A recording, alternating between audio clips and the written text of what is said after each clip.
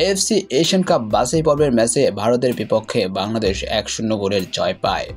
আর এই জয়ের পরে পুরো বাংলাদেশে চলছে উৎসব মুখর পরিবেশ। দীর্ঘ 21 বছর পর ভারতের বিপক্ষে বাংলাদেশ পেয়েছে এই জয়টি।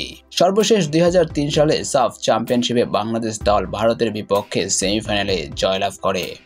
এরপর বাংলাদেশ দল ফুটবলের মাঠে ভারতের বিপক্ষে কখনোই জয় পায়নি।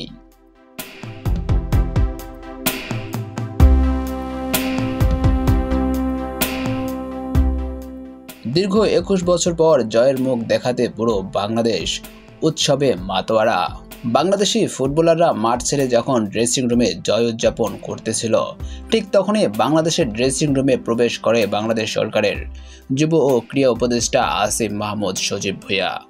উপদেষ্টা সাহেব তখনই বাংলাদেশি ফুটবলারদের সাথে উদযাপনে মেতে ওঠেন। সেই সাথে সুযোগ সন্ধানী হয়ে বাংলাদেশের ফুটবলাররা দাবি তুলে বোনাসের।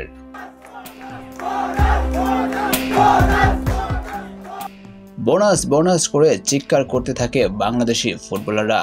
ক্রীড়া উপদেষ্টা আসিফ মাহমুদ সজীব ভুঁইয়া ঘোষণা করেন 2 কোটি টাকার অর্থ পুরস্কার। বড় অঙ্কের অর্থ পুরস্কার পেয়ে উল্লাসে মেতে ওঠে বাংলাদেশের ফুটবলাররা। প্রিয় ভিউয়ার্স, খেলাধুলার সমস্ত আপডেট সবার আগে পেতে সাবস্ক্রাইব করে রাখুন স্বপ্নতরী স্পোর্টস ইউটিউব চ্যানেলটি। ধন্যবাদ। তানভীর ইসলাম তাহের, স্বপ্নতরী স্পোর্টস।